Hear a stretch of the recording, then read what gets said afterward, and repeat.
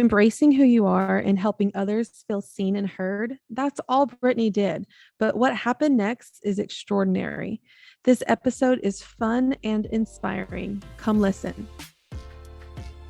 Welcome to the Launch Your Box podcast with weekly tips, tricks, and strategies to start, launch, and grow your subscription box. Now, here's your host, Sarah Williams. Welcome back to the Launch Your Box podcast. I'm so excited. And I know I say I'm so excited all the time, but I'm so excited because I feel like I'm just having girl chat with Britney right now because we're just connecting on all kinds of levels, fun levels, subscription box levels, business levels. But I want to introduce you to Britney Brown today. She is the CEO and lead designer for Imperfect Inspiration. Her box is called the Brain Fetty Box.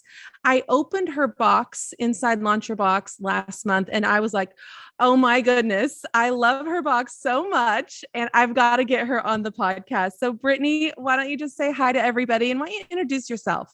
Sure. Hello, friends. Welcome. I joined Launch Your Box pretty quickly after hearing that it existed. I started my business right at the beginning of the pandemic. Without telling you my entire story, I was diagnosed with ADHD during the middle of the pandemic after being a photographer for 10 years. My entire life kind of shut down and it was interesting. I didn't really know what to do. So I started documenting my story on TikTok, like many of us did during the pandemic. There wasn't a whole lot else to do. And I was in the thick of trying to raise 5 kids and just function and was trying to find a planner, could not find anything that worked. And I was like, well, I guess I'll just design my own, and did, and posted it on TikTok. Within a week, I had more than 1,000 orders for that planner, a new space to do it in, an assistant, a printer, and all kinds of other things. So that happened in February of 21. Okay, wait a minute, Britney. You just powered through a whole bunch of key points here. Very little. I had to tell my story very tightly. Let's talk through this so you can truly understand this. It's 2020. We were all there. Everyone listening was there. Yeah. And you had a photography business. I did. We all know what happened to that industry in 2020. It shut down completely. So here you are with your business shut down. You just realized that you had ADHD. Mm-hmm. And so you've got time on your hands, right? So you're like diving into, what does this mean for me? What does this mean? I'm an adult with ADHD. I'm dealing with that. And you decided to jump on TikTok because it was really thriving a few years ago. It still is, but it was on the cusp of something. You're like, you know what? I'm going to show up on TikTok. And were you just like, I'm going to talk about my ADHD? Is that how it started? It actually started me talking about my kids and being home during the pandemic, but I was pretty clear that I would not niche down. There's a lot of times to niche down, and this was not one of them. I wanted to share my actual life and what was actually happening and what was realistic for me. And so it just it was all the pieces of things. So it talked about adoption, and then I talked about my diagnosis and my kids' diagnoses. And I was just really blatant about how it happened. And I think a lot of people are drawn to that authenticity, and that can be really, really refreshing to watch in a world when we have the social media worlds we do have. It can be very, very tricky to feel like all you see is curated nonsense. And it's nice to have somebody show you that it's messy, it's messy. And so that is what the majority of my platform was built on. And then I already had quite a handful of humans that had followed me at that point, but I launched my planner and it blew up. People loved it. It was great. This planner was specifically for ADHD. Mm-hmm. Yeah. So my background is in design. I was a design major in college, and I'm a fairly adept graphic designer. It's not my full background. Most of my stuff is in photography, but I'm decent at it. And I went through and studied brain science and figured out the things that didn't work with regular planners that I wanted to work on mine. A lot of it's based on guided list making rather than looking at a blank piece of paper and saying, what do I even write there? It's prompting you. It's asking you for time management pieces. It's using icons rather than making you read a bunch of words that you're just going to skim over with your eyes anyway. Lots of things that just worked really well for people. And a lot of people related to it. It was very positive and went very well. So we had a blow up on TikTok. Then we had another one. Then we had another one. And then it just didn't stop. So did you have any expectations around this planner? Was this the first physical product you had created? Yes. So I had some digital products that I had done previously. I've always done artsy things. And so I had some digital projects that I had sold on Etsy mostly. But this was definitely the first physical thing. I didn't even intend to do it as a physical planner. It was literally just going to be a digital that I posted for people. And you download and print it yourself. Yes. Yeah, absolutely. That's how it started. And people were like, I think you should print this. I think this should be a thing. So I did, and it just right along from there. So yeah. So how do you go from selling no physical products to having to pack and ship 1,000 planners right away? What did that look like for you? It was hectic. It was very large learning curve. I had no idea how to ship anything. I had no idea how to set up doing any kind of processing. So like when you do orders online, especially if you have multiple orders, generally you're wanting to funnel all of that into one shipping, program. We use Shippo. A lot of people use Pirate Ship. There's lots of different options, but I had no concept. So we were literally shipping like one thing at a time rather than like bulk ship. We had no idea. I think about it now and I'm like, oh, sweet baby Jesus. Oh my God. And you made it through, right? You survived it, right? Survived it. And I had a really incredible friend that she had done editing for me in the past, actually, but she jumped on, she had been working part-time doing something. She kind of wanted to go a different direction. And I hired her literally within a week of this happening. Thank all the baby Jesus, because my God, she was my savior in like reading my brain and helping me do the things.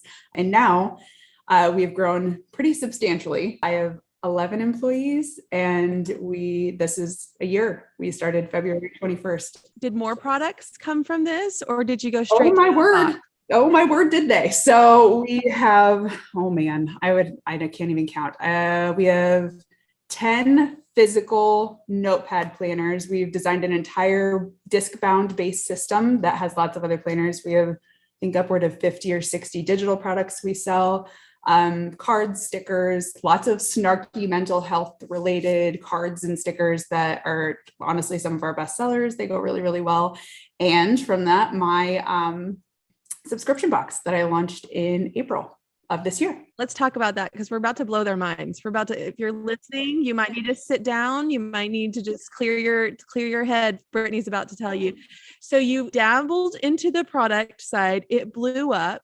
Mm-hmm. What made you decide you wanted to start a subscription box? As a TikToker, and I say this because it always sounds like the funniest thing in the world, I'm often given suggestions, requests all the time. People are regularly requesting things because I make a lot of physical products. So, and I encourage that. I want people to ask for things because if they want it, maybe somebody else wants it. And oftentimes I can kind of reach out and say, is this something you guys might be interested in? Is this, whatnot? And we had, I do not remember if I came up with it or if someone had asked about it, but we got on the conversation in one of my TikToks in the comments, which is often how it happens, much like in all the other social medias. It's very much like that, about how cool it would be if there was something that, sent you a big box of dopamine sparkling magic once a month, once every 2 months, whatever. And it was all related to ADHD struggles and or things that just in general we might not think of for ourselves, because a lot of times we're just trying to hold on to the regular day, let alone like think about the fun things that happen on top of that. And there's definitely a hole in that market that I was happy to look at. So my sister, who is my operations director, ran some numbers and said, I think that we could probably handle at least doing kind of a one-off box and seeing how it goes, which is oftentimes, as I've learned, very much how a lot of subscription boxes start. You start kind of as like a surprise box and see if it goes well. And it's super common. I've learned. But I have obviously a pretty decent business background, but when it came to subscription boxes, I now tell people that my subscription box is like my capstone project to small business. I have had to pull every piece. It's my thesis. It's my, I've had to pull everything I've ever had to do into one thing. And it has been the most mind-blowing thing I've ever had to do. But we decided to go ahead and launch it. I kind of teased it on TikTok. Have I mentioned how many followers I have? I don't think you've told them how many followers you have. I have almost 600,000 followers on TikTok, which is a fair few. It's a fair few. It's just a handful, it's a little sprinkling. But they're incredible. And I kind of teased it and people freaked out. Here's the thing though. This is not 600,000 people. This is 600,000 of your perfect person. Yeah. Because your content has been very specific to who you are and what you do. So you have attracted all these amazing people that are your perfect person. So it's not 600 random people. It is 600 of the right people that have been following you. It is my 600,000 of my niche market, which is very interesting because that is the magic of TikTok that I have learned. And I did kind of jump into TikTok, like, higgledy-piggledy doing whatever I was doing, but I've been very intentional in growing my audience in especially the last year, which I love talking about. We won't today so much, but a huge chunk of that is creating the content that I know they're looking for, because not only does that bump me in the algorithm and put me in front of more people that want to see that, it keeps them engaged, which is ultimately what I'm trying to do, is make the people want to come back for more, which is what we're all trying to do as small business owners. Like, that's what we're trying to do. Yeah. So I teased it a smidge and said, okay, theoretically, if I were going to if someone were going to open a small business that had an ADHD subscription box, what would you guys love to see in it? I didn't sell it to them. I didn't say anything about, you need this. This is for you. This is going to solve all your problems. That does not work. Like in my world, people don't like to be sold to. ADHD humans like a surprise. They like fun. They like, unexpected. They like things to work for them. They don't want to be sold to. So what I did was I asked them what they wanted. Did I already have the first 6 of the 7 items I put in that box? I did. And that is not a mistake. I already knew what I was going to do, and I already knew I was going to do it. I actually already launched it when I did that, but it doesn't matter. They don't need to know. They don't need to know that you already have a pretty good idea. They just want to be involved. People want to be a part of the process. And when people are a part of the process, they buy in. They are here for it every time. Let me tell you, I have built an entire business around it. So when I launched, I said, I think on March, I want to say 15th or 16th, I told them that I was going to launch it in April and that I would be opening it up for signups. I did not have a wait list yet. This is the number one thing I learned from Sarah, was a wait list. It was the number one thing I take from Launch Your Box. It has absolutely changed our entire business model. So I did not have a wait list yet, but I did tell them that I was going to be launching it. I think I learned about the wait list about 5 minutes before I decided I was going to launch, but I still had a pretty sizable one. I think it was maybe 3 or 4 days beforehand. And went ahead and did that. March 25th, I had bought enough stuff for 150 boxes, because I basically said, I don't want to have a bunch of stuff left over. At least with 150, it's enough that I'll be able to do something with it. We can do it in a giveaway. We'll get rid of them somehow if we don't sell them. So we launched it on April 1st or March 25th. It sold out in 2 hours, all 150 of our boxes. And I was watching it happen. I turned it on and I was watching the orders come in, because I knew it was going to happen. So I watched it happen. I didn't know it was going to happen that fast, but I was pretty sure we were going to do fairly well. So I called my sister and I was like, how many do you reasonably think we can add without screwing ourselves over pretty much? How many can we add? Workload. She's like, I don't know, maybe up to 500. And I was like, all right, okay, we'll do that. We'll leave it up to 500. So the rest of those sold in a day and a half, I think. So we had, I think we got to 475 and I cut it. So we had a couple of extras just in case of the post office ruining my life, as they do every other day. It's fine. But yeah, so 500 and we capped it. And I think I decided pretty quickly to do a closed business model right after that, because I had looked, I had obviously gone through Sarah's training, and it just made the most sense for us based on what we were trying to do. So I closed it and then started pushing my wait list again. So what my biggest thing I did very, very, very quickly was created the FOMO. Mm-hmm. Because I said very fast, oh, that sucks, you did not get it. Oh, that's going to be an incredible box, just over and over again. And then teasing very small, because we still had all of this stuff to get out and we didn't have any of the stuff on hand for this. So we called it 1.5. So there was box 1 and box 1.5. And so we were literally waiting for 1.5 stuff to come in. And as Sarah has said, it's once you get past about 300-400, quantity starts to become an issue when you're ordering. That is bar none now our biggest issue as we talk more about this, but we were waiting for stuff to get in so we could get it shipped out. So it was very tricky because we had the first chunk shipped in April, but we still had 350 more to go. And I was trying to like keep people from spoiling it from others while still teasing it, it was, man, oh man, was trickiest marketing like chunk of time I've ever had to do in my entire life. Because I was if you had to do it over again, would you have held those 150 until the rest of the stuff got there? Is that, you think that you would do that? Probably not, because I really, really, really wanted to create the FOMO. So I didn't necessarily share the things.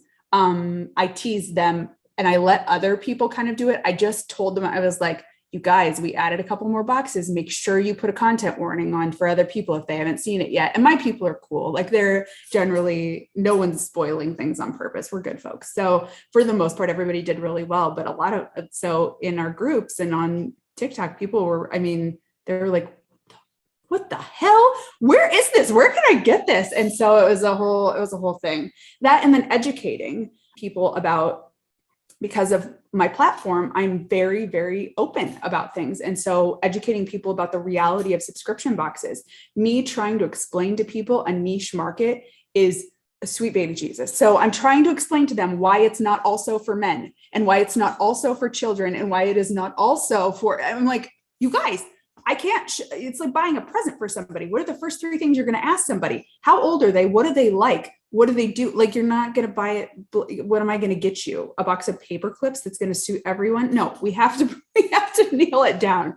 So that has been a huge chunk too, is educating my follower base on that. I totally am not forgetting you.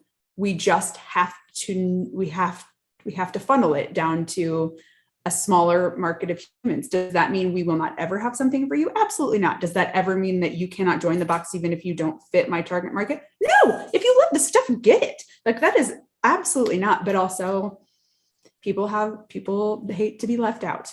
The FOMO also sucks when they want to have all the things. And I'm like, but friends, I can't make a box for everybody at the same time. That would be a miracle. And I cannot do that. So that has been a whole other thing, but that's been a challenge for you. It's a challenge because I have a wider base than just, I didn't start with just my niche market. I started with a wider base. So it's trickier to bring it in. So now you've got about 500 subscribers. You finally get the first box and the 1.5 box out, right? We had great success. Yep. We had obviously a couple notes. There's always a couple people that will either dislike or like something. We learned a lot. There's a couple of things we would have done differently.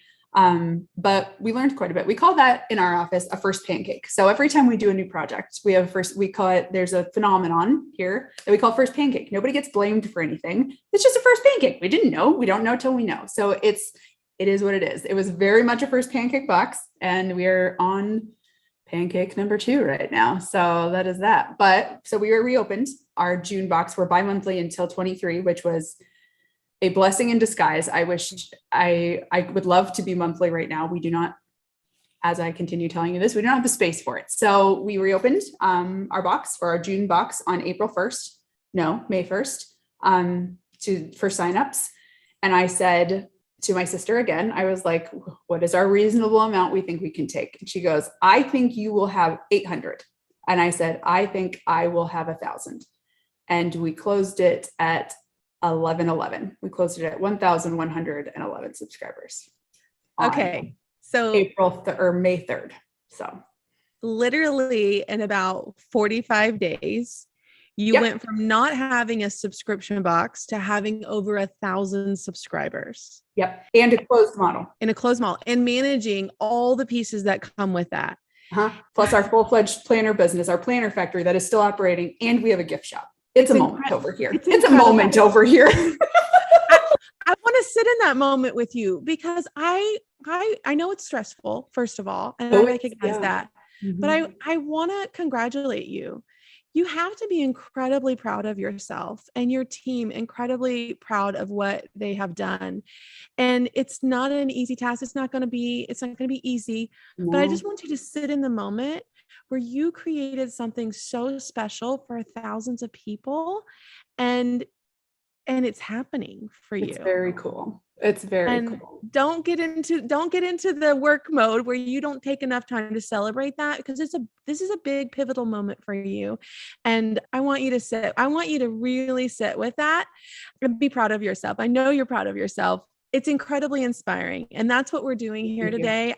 Everyone that's listening, whether you have 10 subscribers or 100 subscribers or 1,000 subscribers, the important thing here is just to keep pushing through and really niching down. Like, we talk about it all the time, right? Riches are in the niches. Like, getting specific about who you're for and what you stand for and what you provide is going to take you so much further than being broad. And I think that's really important. And you talked about it in our communication before the podcast about, you said, I built a community before I built my products. Can you just talk about that for a little bit? Because people skip that step and it hurts them when they go to launch. So I really want to just dig into that, about how you built your community and why you did that. Absolutely. One of my biggest assets is I have a Facebook community, which we call the Imperfect Inspiration Clubhouse. It is free for anybody to be on. It is generally where I funnel people. I am also in that group, much like your group. I'm in that group every day, either commenting on things or posting things or encouraging other people in different ways. It's a way for people to feel seen. It's a way for people to feel like they have a spot to go and understand what's going on. Not only with them, but with their kids or with their relationships or why they're struggling at work. And it's not even necessarily ADHD based. It's just very like real life. Mental health is messy, but also we're here to just like sparkly things and have fun too. Like it doesn't have to be so clean cut all the time. And I think that that's what has been really beneficial for me, is that these people feel like they have somewhere that they can go and actually say what's going on.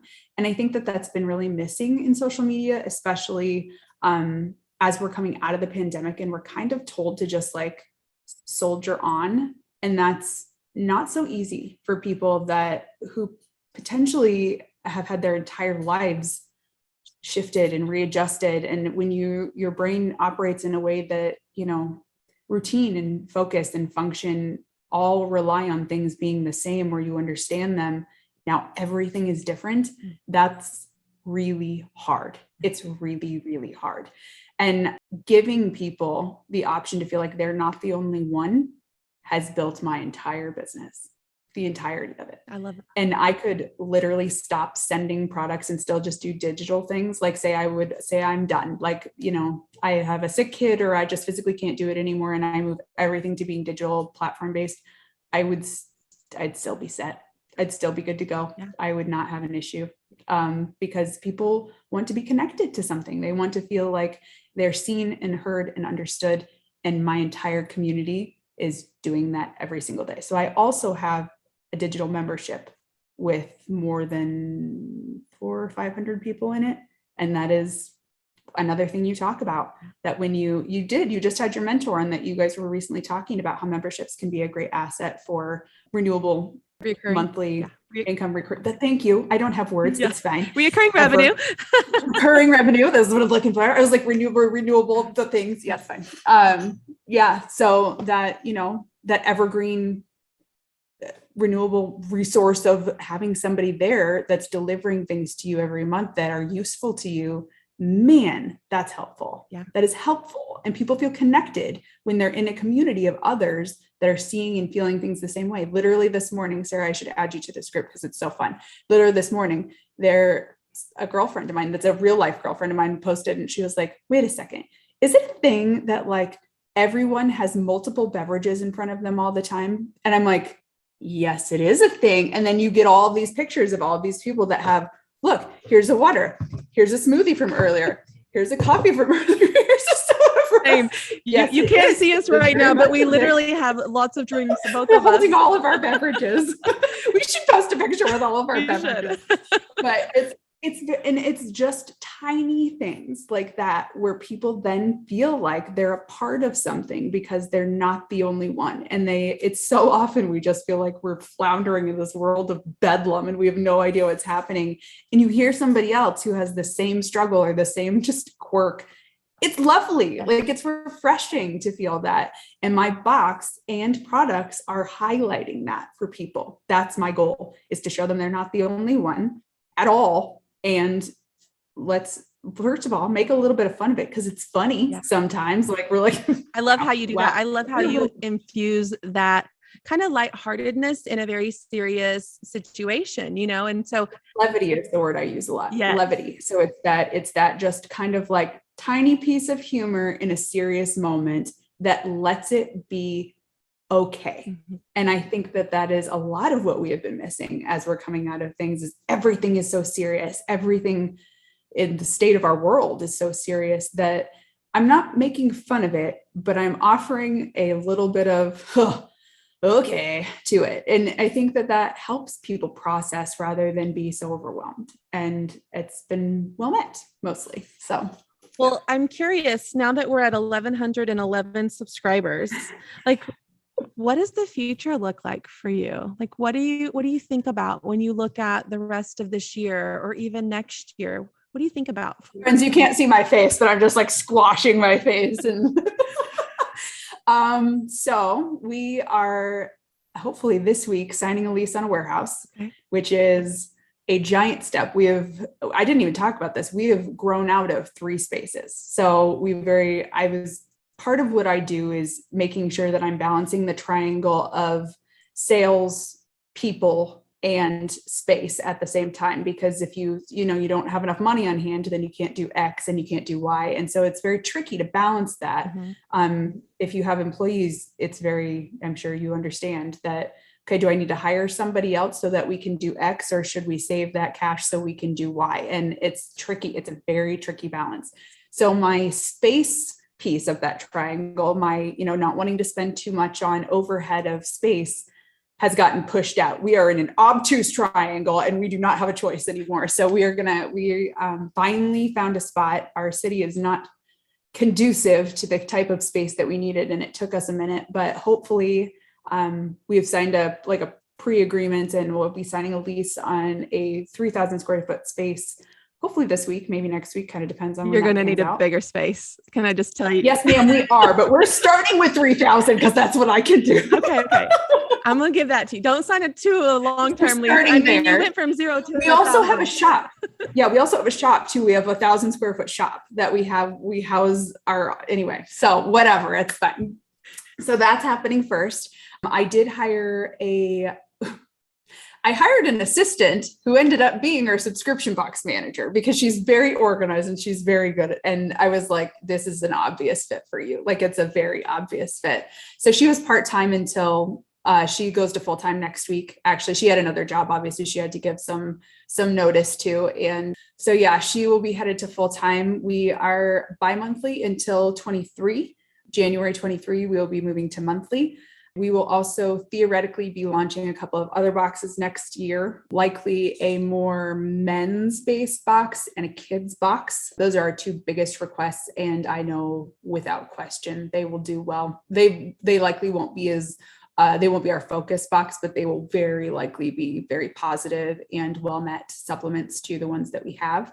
We also, I didn't even mention this. I have a book club that's also subscription based, and we don't have nearly as many for that. We have about 100 people for that one, but that one's just really fun. And it's kind of another, just cool supplement thing that people like. So I love your joy when you talk about this. I can see that the way your face is lighting up when you talk about what's happening now, what you can look forward to in the future. And I know that you're just helping so many people. So I love your passion behind all of this. Now, if anyone's listening, Britney, where can they find you? Obviously TikTok, because that's where it's happening. Tell them what your TikTok handle is. Sure. Imperfect Inspiration, which most of our stuff is that.